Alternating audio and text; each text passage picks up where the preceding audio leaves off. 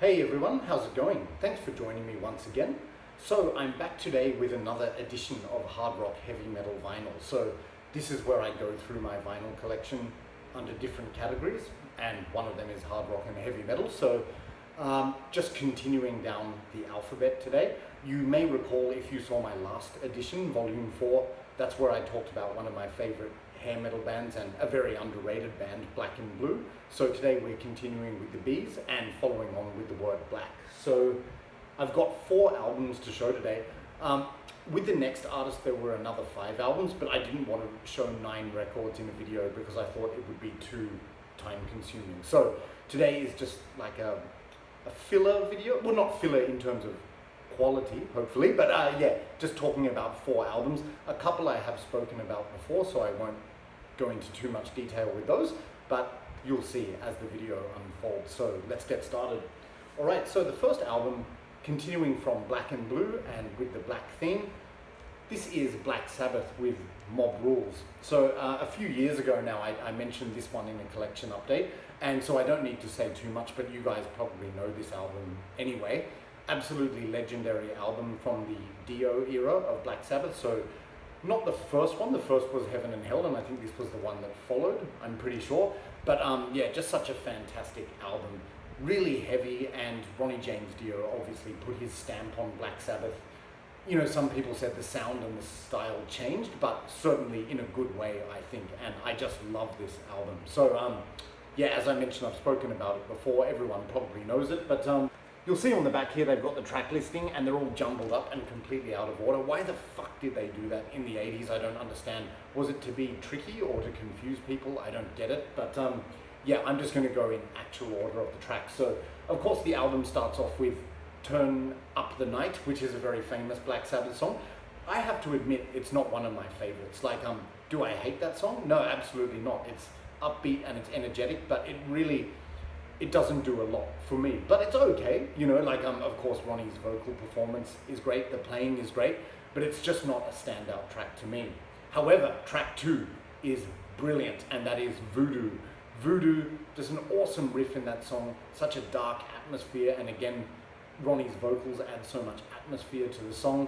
I would say that that's one of my favorite Black Sabbath songs of all time, hands down. Voodoo, it's brilliant, the lyrics are fantastic, and as always, not just with Black Sabbath, but with Dio or any of the projects Ronnie's been in, it's his actual lyrics which make the songs catchy as well, like very memorable. So Voodoo, if you haven't heard that song, go and put it on after this video and you'll realize how brilliant it is, but I just love it. Okay, and then track 3 is Sign of the Southern Cross. Again, a very familiar song for Black Sabbath fans, I'm sure. This is a brilliantly atmospheric song. I really like the acoustic intro, and it's got some amazing falsetto vocals from Ronnie James Dio. Not to mention, what do you think about this? But I think the riffs in that song, the Sign of the Southern Cross, they must have inspired Cathedral. And that's not a far stretch, because Cathedral have openly admitted that they were essentially a Sabbath tribute band, but that is the Sign of the Southern Cross is the Sabbath song which I think really directly influenced Cathedral. So yeah, there you go. Now after that, they've got this instrumental track called E5150. In my opinion, that's boring. I don't really like these instrumental sort of ambient tracks in heavy metal. I think it just, for me anyway, it just reduces the impact of the album, and you know, it's like a sort of stop-start situation. So maybe it's just an interlude, whatever you call it, but I could really do without that track, E5150. Maybe it's just included there to give a break from the intensity of the songs. But anyway, the final track on side 1 is Mob Rules, the title track. Again, just a brilliant, heavy, aggressive song, and once again the lyrics and vocals from Ronnie make it so memorable. And then we go over to side 2. Side 2 has some of the sort of deep cuts, you could say, like the lesser known songs, not the big hits, but I really like them. Like the first track is Country Girl. That's excellent, really catchy, and I like the way that the vocals imitate the main riff. It's brilliant. Now, Slipping Away, track 2, that's got this really heavy stop-start riff, which is heavy and catchy, and it actually reminds me of the Kiss song Larger Than Life from the Alive 2 album, you know, like ooh, Gene's vocals there. But yeah, Slipping Away, it's a very similar kind of riff in that, but of course, different vocally, you know, with Ronnie James Dio's vocals, but excellent song, very heavy as well, just like Larger Than Life, the Kiss song. Then Falling Off the Edge of the World, that's epic, atmospheric, and brilliant. I've got that song on the Sabbath, the Dio Years CD, and I just really love it, like another epic Black Sabbath song. And that's the thing, when Ronnie James Dio joined the band, I think that's when the music became a lot more epic rather than rock oriented. But like, of course, I love Aussie era Black Sabbath as well, and in fact all eras, so there you go. And then the last track, Over and Over, just a brilliant closer. It's dreamy, sad, reflective, and melancholic, but it's just such a great way to end a heavy, intense album. And the vocal melodies are fantastic. So there you go. You guys probably all know this, but fantastic. And if you're one of those people who's never bothered to check out non-Aussie Black Sabbath, really do yourself a favor, because the Dio era is brilliant as well. So that's Black Sabbath with Mob Rules. Cool cover art, quite dark. I think in one of the Stones they said Aussie's name's written somewhere, but I'm not going to point that out now. Back you've got the track listing, Out of Order, produced by Martin Birch, who has also produced Iron Maiden. No fancy inlay here, it's just got the, which record label was this? I'll put it down, yeah, but this is the old school release, old traditional labels, yeah. So as I said, you probably know it, but if for some reason you don't, go and listen to this album because it's fantastic. Black Sabbath with Mob Rules.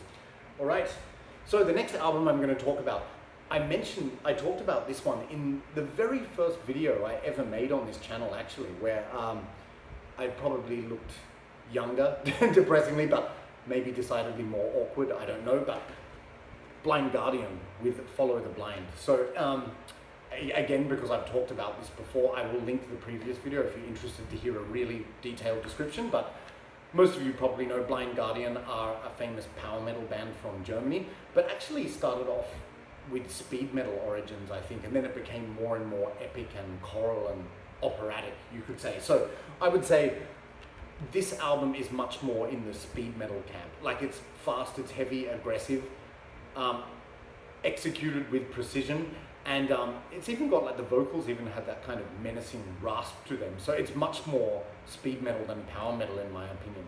But definitely a great album, just fast and energetic. There's really no bad tracks on this album, except for one, maybe. So just having a look at side one. So it starts with the introduction, Inquisition. Yeah, Banished from Sanctuary is good. Damned for All Time is great. Follow the Blind is, the title track is probably the most epic on this side, and it's brilliant. And then followed by Hall of the King. So this is just galloping fast, razor sharp power metal. It's fantastic. So, or speed metal, more like speed metal, I should say. But yeah, Follow the Blind, especially the vocals in that, they make it so epic and atmospheric. Then we go over to side B, and there's some really good songs on this one as well. Probably my favorites. Let's get straight to my favorites. No bad tracks on side B, but Valhalla, that's got the really sort of epic choral power metal backing vocals, and that's actually how I discovered this band. I was very late to Blind Guardian, but when I was watching, you know, Sam Dunn made all those episodes about different metal genres. The one about power metal is the one which was the most obscure to me. Like, I had always sort of overlooked this genre. When I was younger, I just thought, oh, it's really cheesy, you know, but like Dungeons and Dragons and all that kind of stuff. But actually, I've grown to like that. Like, I've always liked that fantasy element in music, you know, like Tolkien and Lord of the Rings. So it's surprising that this genre didn't grab me at first. But anyway, after seeing that episode, the Sam Dunn one, when you see Valhalla performing in front of the audience and the singer, like, yeah, he's in the middle of a line, he lets the audience finish the line, it's brilliant. But when you see them play Valhalla, sorry, battery's going there. Yeah, just the chorus is so powerful and choral, so you can see how that's when it's bridging from speed to power metal, I would say. But yeah, brilliant track. And also Don't Break the Circle, just a very epic song as well.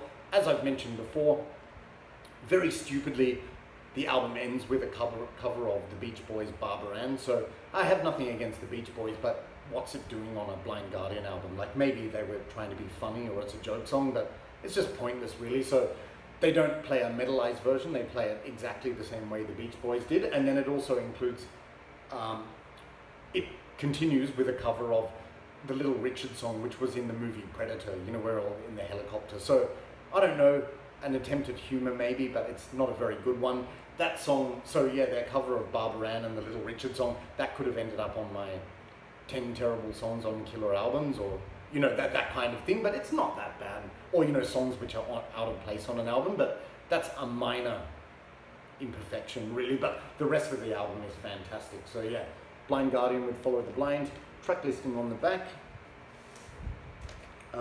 Looking at the vinyl, again, no poster included. Cool labels though, with the hooded figure, just on plain black vinyl. And yeah, this cover art is so epic and cool, I really like it. It captures the imagination, and I like that painting as well. Yeah, so this is sort of Blind Guardian when they were a speed metal band bridging over into power metal, but it's always an enjoyable listen for me. So Blind Guardian with Follow the Blind. All right, now the next album, this is one I've never spoken about before, so it's fresh material, and that is, now, you would think this is Def Leppard with Pyromania. What would lead you to think that? The cover. It's actually not though. Long story behind this. This is actually Def Leppard's High and Dry inside, because a few years ago, maybe 6 or 7 years ago, it was my brother bought this at a flea market in Thailand. He said, "Oh, they've got Pyromania on vinyl. Do you want it? And you can pay me back." And I said, "Yeah, sure." So he picked it up, and then, yep, you see this, the Pyromania cover, and then when I opened it, I found out inside the vinyl, it's actually High and Dry. So I was a little bit annoyed at the time because I was expecting Pyromania. However, High and Dry is a great album. So just bear in mind, even though I'm showing you the Pyromania cover, I'm talking about High and Dry. I'm very glad that I actually got High and Dry because it's a rawer rock album. Like, Pyromania is fantastic. You've heard me talk about this album before in my Def Leppard CD collection. But High and Dry I've never spoken about. That was their second one after On Through the Night, and it's just, what I like about it, it's a lot rawer than the Def Leppard that most people know. Like, when people think of Def Leppard as Hysteria, which is again a fantastic album, but you know, the production on that album is very sort of polished and muted, you could say. But this High and Dry is when it was raw rock, I think 81 or something, but it opens with the track Let It Go, which is just so fun, energetic and catchy. It's brilliant. Then track 2 of High and Dry is Another Hit and Run. This is great, like the acoustic guitars on that song, it's so melancholic and atmospheric. I love the clean guitars, and it made me realize that Dokken must have been inspired by Def Leppard. And again, that's not a far stretch, of course, but Another Hit and Run is great. And I'm also very pleased to note that that song, Another Hit and Run, was included in the soundtrack of Cobra Kai. You know, Cobra Kai is the TV series which was an extension of the Karate Kid, you know, where the villain, Johnny Lawrence, he opens the dojo, and yeah, it's a really cool series. Like, it gets a bit adolescent and silly, but it's still a very enjoyable series in my opinion. But they have a really great soundtrack with that. Like, they include, I also think, Metallica, Queen, Judas Priest, and yeah, this song, like it's a deep cut for Def Leppard, but they included Another Hit and Run at the end of series 5, I think. But yeah, great song.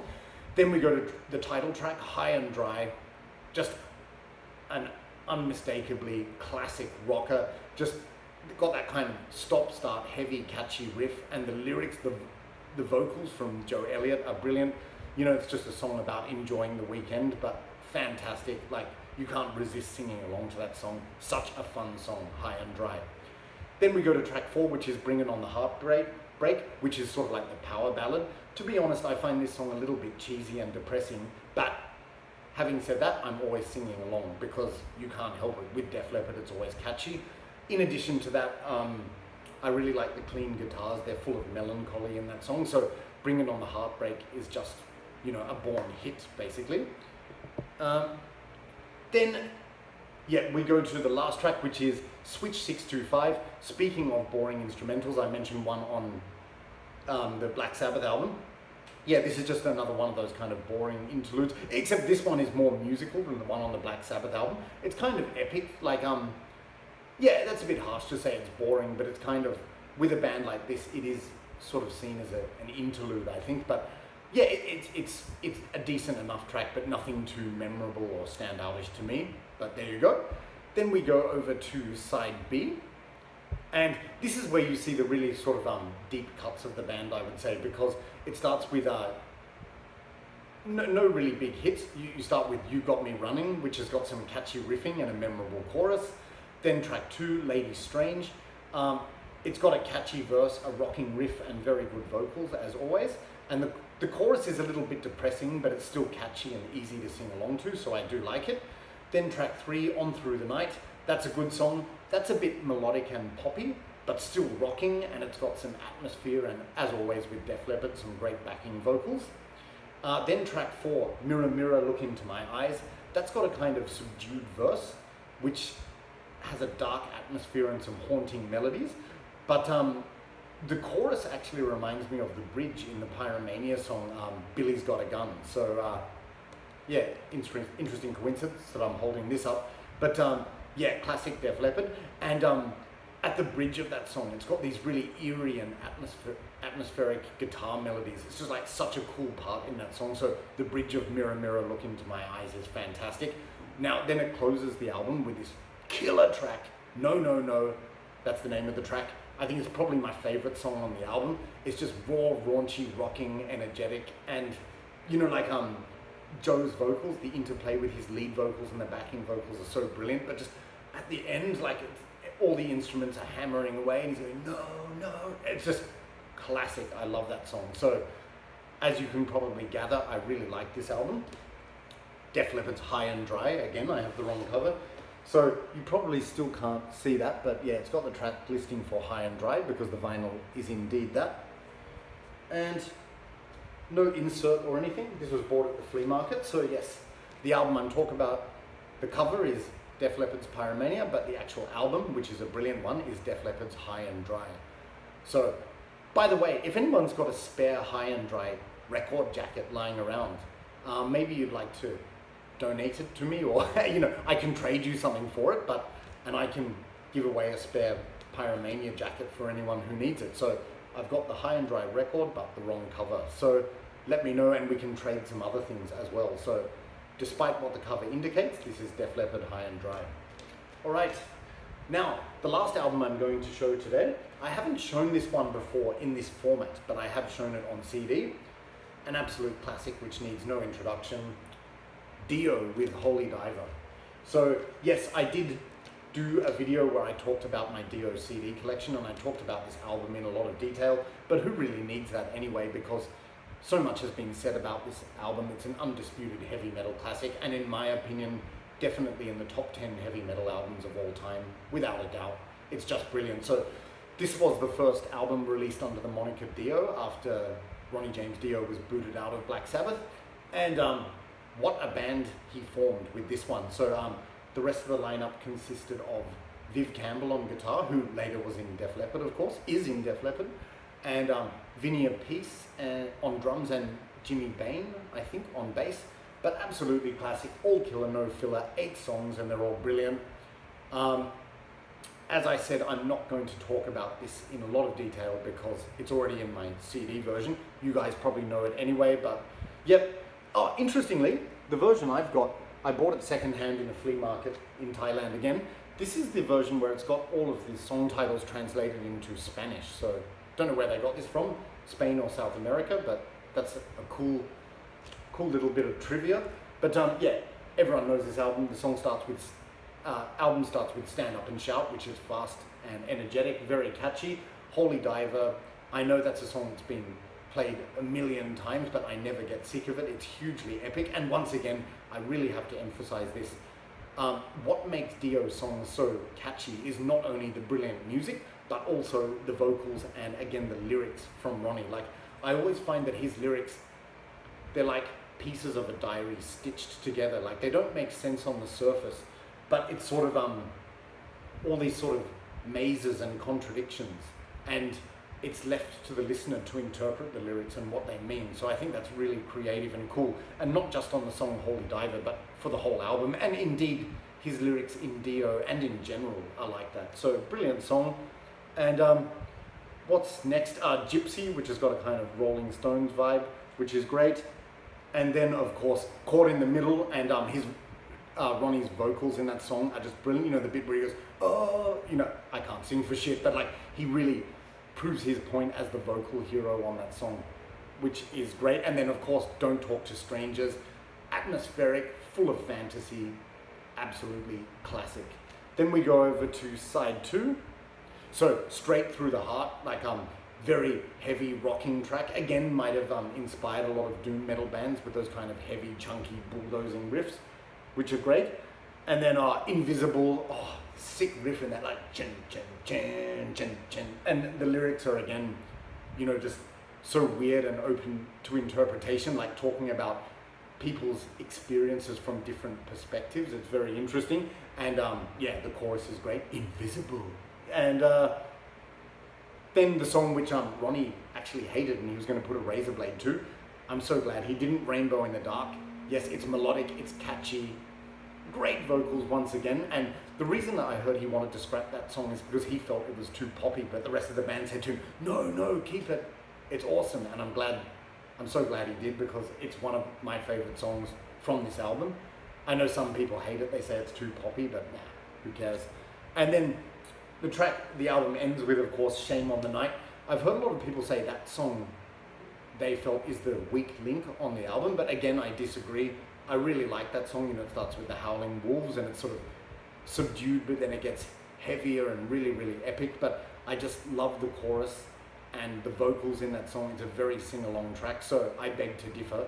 I think that Shame on the Night, it's not only a worthy track, but perhaps one of the highlights. But yeah, so as you can see, in my opinion, this album is all killer, no filler. Even if it's been heard many times, it doesn't matter. It's just, that's the quality of this music. You can never get sick of it.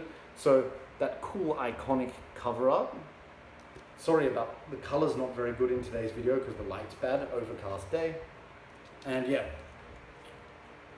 and just showing you, so plain black vinyl and the original labels, Mercury Records, that's the label it was released on. And that's about it, no insert or anything. But interestingly, I bought this one secondhand at the flea market, and it included this old promo poster for merch.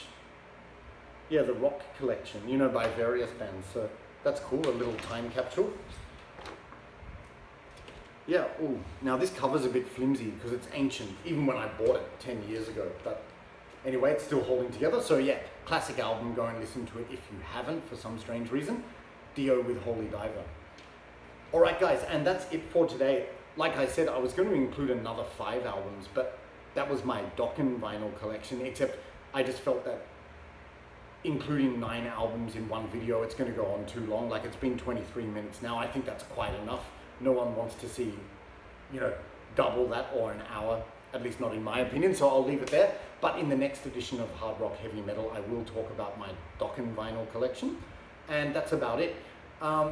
Just want to say thank you to all the people who have subscribed recently. A lot of people have unsubscribed, but you know, slowly but surely people are subscribing, so I really appreciate everyone's support, the people who have stuck around, and I hope you continue to watch.